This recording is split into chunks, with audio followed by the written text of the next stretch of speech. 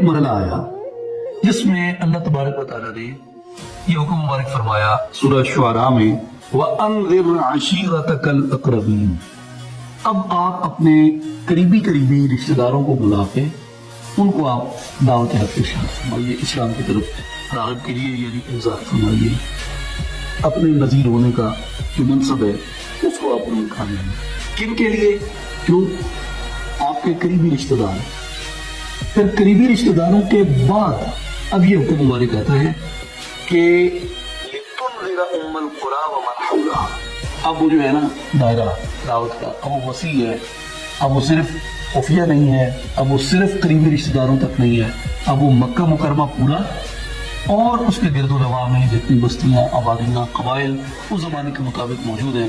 اب یہ حکم مبارک وہاں تک آ گیا.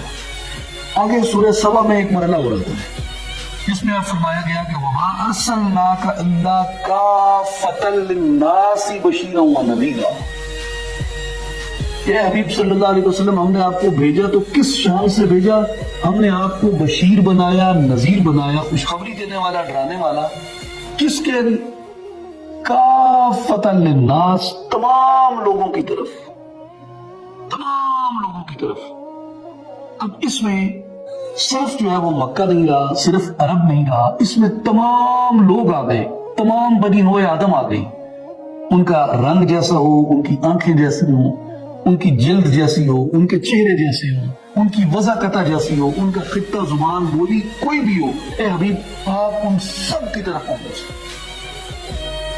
اب آگے اور مقام بھی ہے قرآن مجید میں سورہ جن میں جو یہ ارشاد فرماتا ہے کہ کل اوحی الی انہ استمع نفر من الجن فقالوا انا سمعنا قرآنا عجبا. اے حبیب آپ فرمائیے کہ بے شک مجھے یہ وحی کی گئی ہے کہ جنوں میں سے انہوں نے کہا کہ انا سمعنا قرآنا عجبا، ہم نے حق و باطل میں فرق کرنے والی ایک عجیب چیز سنی ہے، عجیب قرآن سنا ہے ہم نے. یہدی الی الرشد فآمنا بہ، جو ہدایت کی طرف، رشد کی طرف ہمیں لے کے آیا ہے اور ہم اس قرآن مجید کی بدولت ایمان کے ساتھ فیضیاب ہو گئے. اب حضور علیہ الصلوۃ والسلام کی جو دعوت مبارکہ ہے شروع میں خفیہ، پھر قریبی رشتہ داروں کو، پھر مکہ کی بستی اور گرد و نواح، پھر تمام انسانوں کی طرف، اب اسے جنات کے اوپر بھی رائج کر دیا. اب یہ حضور نبی کریم علیہ الصلوۃ والسلام کی نبوت جو ہے وہ کس کے لیے ہے؟ تمام انسانوں کے لیے بھی اور تمام جنات کے لیے بھی، کہ ہر وہ چیز جو ذی شعور ہے نبی پاک علیہ الصلوۃ والسلام کی نبوت مبارکہ اس کے اوپر جاری و ساری ہے.